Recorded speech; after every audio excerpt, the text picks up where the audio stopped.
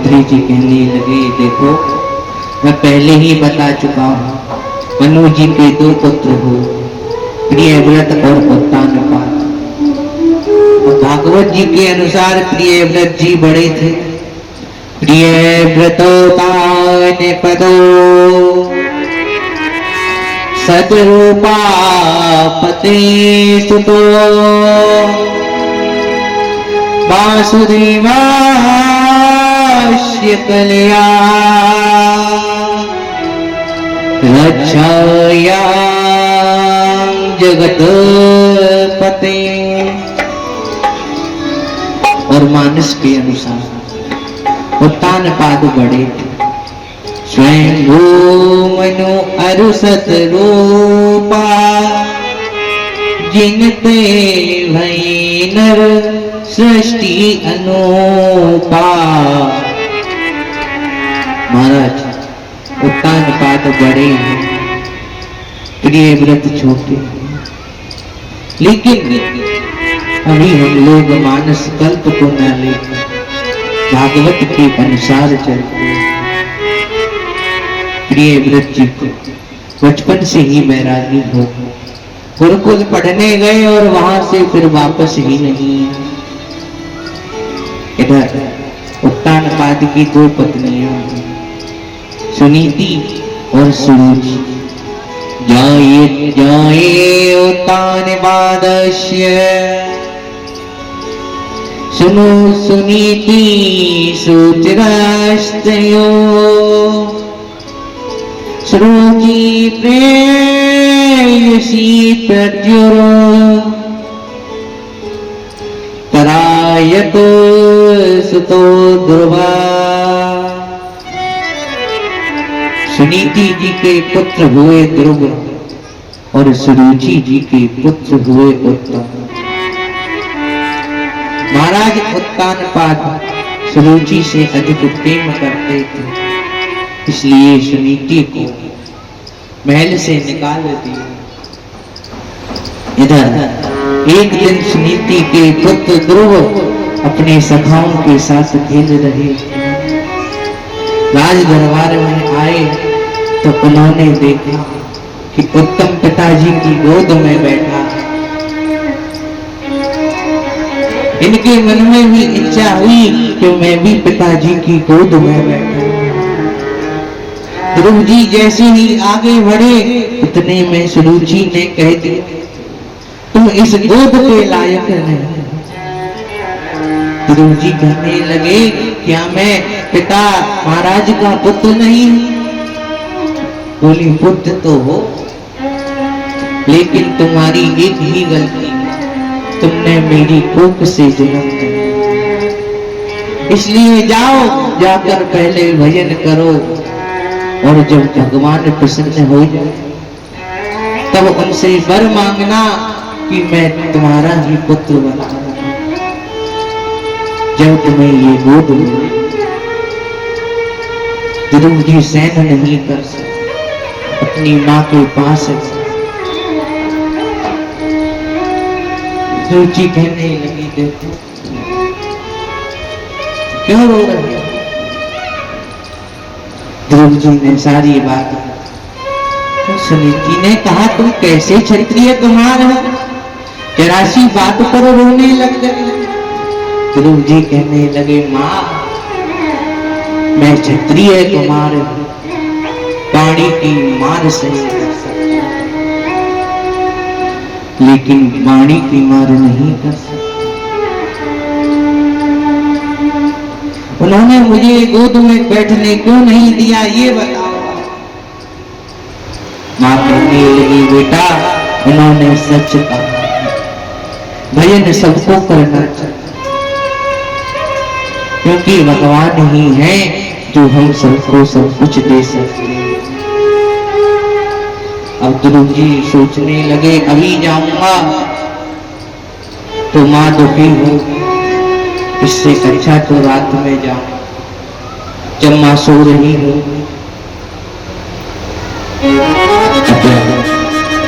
रात में विचार किया कि अब जा तो रहा हूं, लेकिन गुरु की सेवा कहने लगे भगवान आप ही हमें गुरु बताना, कौन बनाना चाहिए।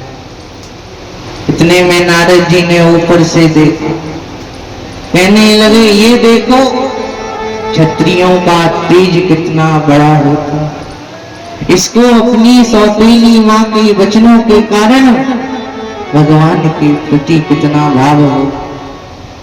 चलो चलकर देखना चाहिए, इसका संकल्प पक्का है कि कच्चा है। आ गए, कहने लगे बेटा कहाँ जा रहे हो। गुरु जी कहने लगे वन में जा रहा हूं। नारद जी कहने लगे क्यों। तो गुरु जी ने सारी बात, नारद जी कहने लगे बेटा इतनी सी बात, उत्तानपाद मुझे जानते हैं, तुम मेरे साथ चलो और मेरे कहने से वो तुम्हें गोद में बैठा ले, तुम्हें जाने की कोई आवश्यकता ही नहीं। गुरु जी कहने लगे अब तो जरूर जाऊंगा। नारद जी बोले अब तो गोद भी मिल गई, अब क्यों जाओगे। बोले गुरु जी अब आज से आपको भी मैंने गुरु जी बना लिया। महाराज जीवन में गुरु हमेशा बना, अगर किसी को नहीं बना सकते ना तो हनुमान जी को गुरु बना। तो एक सेठ जी थे, मेले में गए, तो मेले में पति पत्नी गए थे तो बिछड़ गए। अब सेठ जी की पत्नी खो गई, विलाप करने लगे। जाते जाते राम मंदिर के पास आए। ब्राह्मण देवता ने पूछा अरे सेठ जी गई तो बड़े खुश होकर थे, तुम्हारी अब क्या गति हो गई। बोले हमारी पत्नी खो गई। अब ब्राह्मण देवता बोले क्यों ना तुम एक काम करो, 1.25 किलो और 1.5 कुंटल मोतीचूर के लड्डू बनवाओ और राम जी के यहाँ भिजवा दो, तो तुम्हारी पत्नी भी मिल जाएगी। अब इन्होंने देशी घी के लड्डू बनवाए, ले जाने लगे। मार्ग में पड़ा हनुमान जी का मंदिर। अब उन ब्राह्मण देवता को लगा कि लड्डू वहां नहीं जाने चाहिए, लड्डू का प्रसाद तो यही चढ़े। कहने लगे अरे सेठ जी क्या हो गया। बोले प्रभु पत्नी खो गई। राम मंदिर वाले पुजारी जी ने कहा है अगर 1.5 कुंटल लड्डू ले आओगे तो पत्नी मिल जाएगी। इतने में पुजारी जी बोले अरे महात्मा जी, अरे सेठ जी क्या बात करते हैं। अरे वो जब अपनी खुद की पत्नी को नहीं ला सके तो वो तुम्हारी को क्या लाए। तुम लड्डू तो यहाँ चढ़ाओ। और जैसे ही महाराज लड्डू चढ़ाए तो इतने में पत्नी मिल गई। बोले प्रभु आज तुमने सही बताया।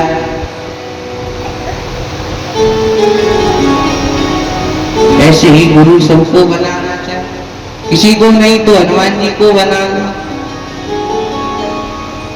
अब बहुत से लोग कहते हैं स्त्रियों को हनुमान जी की पूजा नहीं करनी, ऐसा किसी वेद पुराण में नहीं लिखा, सब लोग कर सकते हैं। अतः यहाँ पर ये कहने लगे बेटा अब मत जाओ, वहां पर वन में हिंसक जीव रहते हैं।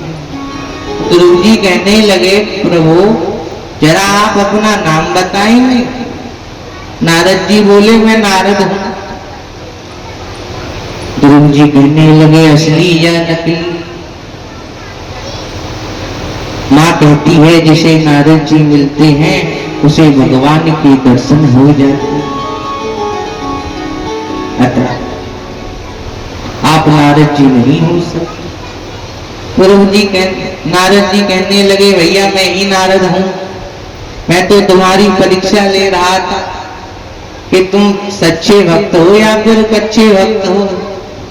एक दिन में ही आ जाओगे ऐसे तो नहीं हो, ये देख रहा था।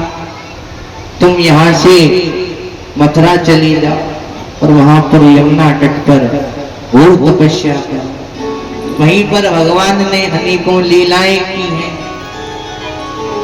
और मथुरा वृंदावन मुक्ति का भी धाम है, यहाँ पर अनेकों मंदिर हैं। वहां पर नित्य भगवान का सानिध्य रहता। तुम्हारे लिए वही स्थान उचित हो, ऐसा कहकर नारद जी गुरु जी को द्वादश अक्षर का मंत्र देकर चले गए। मथुरा आए तो महाराज को ज्ञात हुआ, विलाप करने लगे, मैं कितना बड़ा स्त्री लापत हूं। मैंने केवल अपनी पत्नी के कारण अपने पुत्र को जंगल में भेजा, पता नहीं वो कहां गया। इतने में नारद जी आ कहने लगे, उत्तानपाद जी आप चिंतित ना,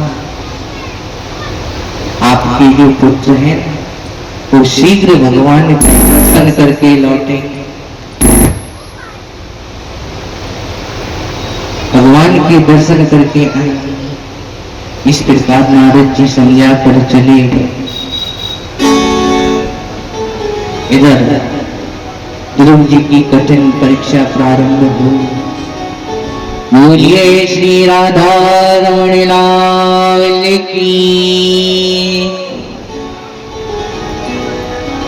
ध्रुव जी की कठिन तपस्या प्रारंभ पहले महीने में कपित्त और बेर खाकर तपस्या। त्रात्रांते कपित्त वदरासन आत्मवृद्धिर्नो सारेण मासं निचरयन् हरे। दूसरे महीने 9 दिन करके जल पीने से तपस्या, और फिर खाना पीना सब छोड़ दिया, केवल हवा पीकर तप करने लगे। और कुछ महीनों के बाद हवा पीना भी बंद कर दिया। भगवान के पास देवता गए, कहने लगे प्रभु आप शीघ्र यहाँ से जाकर ध्रुव जी को वर करो, दर्शन दो, नहीं तो पूरी पृथ्वी उनके ऊपर झुक जाए। वो भयभीत भगवान प्रकट हुए, ध्रुव जी फिर भी नहीं जाते। तब भगवान ने ध्रुव जी के हृदय में अपनी झांकी अदृश्य की। तब ध्रुव जी व्याकुल होकर नेत्र खोलने लगे, भगवान को देखा, फिर विचार में पड़ गए। कहने लगे यदि अब गुरु की बात मान ली होती तो कम से कम आज भगवान की स्तुति तो करता। जब तो पढ़ा नहीं गया, अब इनकी स्तुति कैसे कर। जब भगवान ध्रुव जी के गालों पर शंख का स्पर्श किया और ध्रुव जी की वाणी रस कठिन हुई, वह भगवान की स्तुति करने लगे। मुझ चरणों से लगा ले मेरे श्याम मुरली वाले,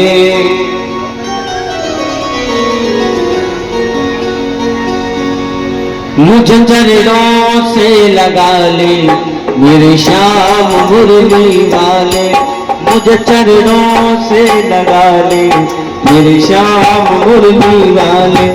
मेरे रोम रोम में तेरा, मेरे रोम रोम में तेरा ही नाम मुरली वाले।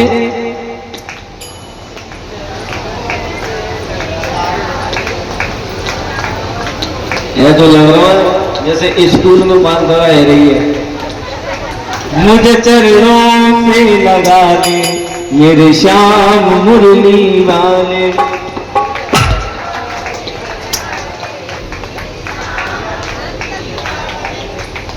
लड़ाई हो जाए मोहल्ला पड़ोस में काम कर, लड़ाई है जाए फिर देखो हाँ, मंडी चौराहे तक आवाज पहुंचेंगी। मुझे चरणों से लगा दे मेरे श्याम मुरली वाले, मुझे चरणों से लगा दे मेरे श्याम मुरली वाले। मेरे रोम रोम में तेरा, मेरे रोम रोम में तेरा नाम मुरली वाले, मुझे चरणों से लगा दे मेरे श्याम मुरली वाले, मुझे चरणों से लगा दे मेरे श्याम मुरली वाले।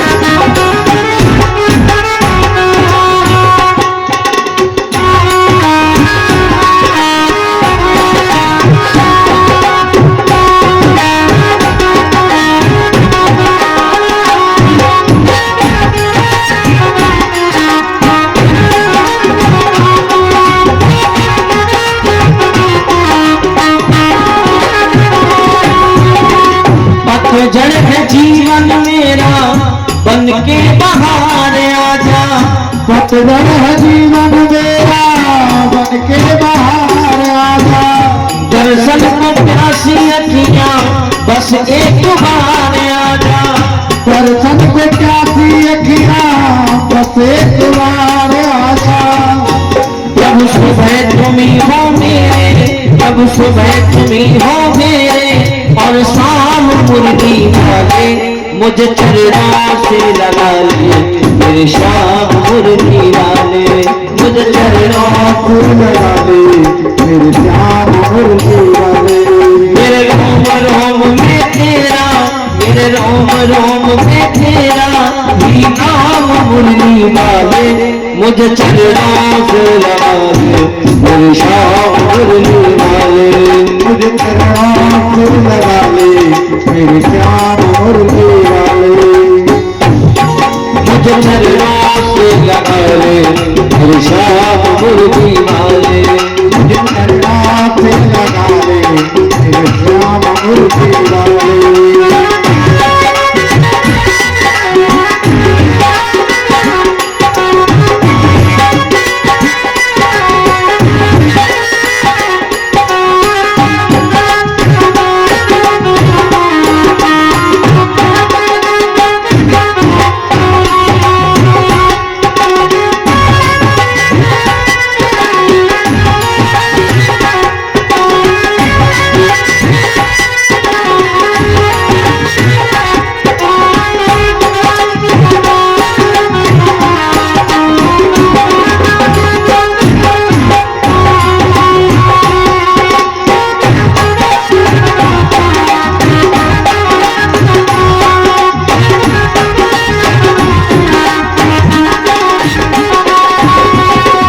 तुम हो दया के सागर, जन्मों का मैं हूँ प्यासा, तुम हो दया के सागर, मैं हूँ जन्म का प्यासा।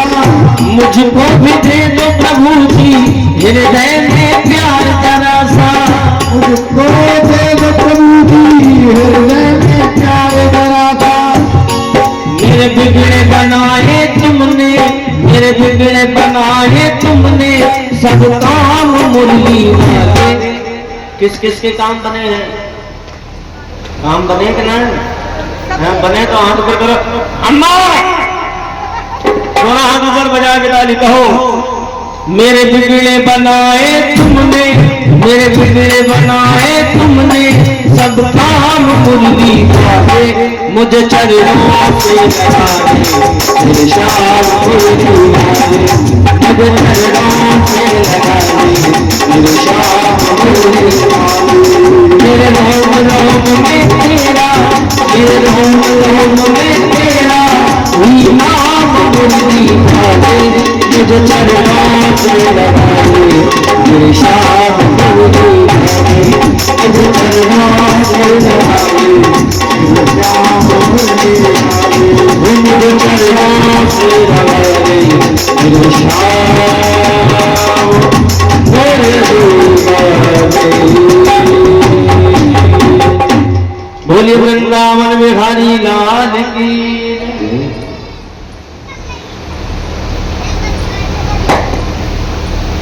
नाड़ी पीठन हुई, भगवान की स्तुति करने लगे तो भगवान ने कहा कोई वर मांगो।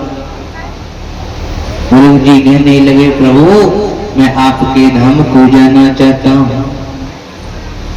भगवान बोले तुम अभी मेरे धाम को नहीं जा पाओ, क्योंकि आपको 36,000 वर्ष तक राज्य करना। इस प्रकार कहकर भगवान तो अंत ध्यान हो। गुरु जी आए और गुरु जी के आने की खुशी में उत्तानपाद ने अपने श्वेत हाथी को भेज दिया। मानो यह कहना चाहते हो कि अभी से गुरु जी को चक्रवर्ती राजा बना दिया, क्योंकि चक्रवर्ती राजा को भी श्वेत हाथी प्रदान किया जाता। आगे ये राज्य संभालने लगे और 36,000 वर्ष तक राज्य कर। एक दिन इनके सामने काला पुरुष प्रकट, कई करोड़ गंधर्वों का इन्होंने नाश किया। वह काला पुरुष कहने लगा प्रभु आप मेरे सिर पर पैर रखकर इस विमान पर बैठे। गुरु जी कहने लगे भाई क्यों तुम कौन हो? वह कहने लगा मैं मृत्यु हूं, मेरा स्पर्श करे बिना तुम यहाँ से नहीं जा पाओगे, इसीलिए आप मेरा स्पर्श करो और मैं आपका स्पर्श कर नहीं सकता, क्योंकि आपको फिर कोई नहीं ले जा पाएगा, किसी की भी हिम्मत।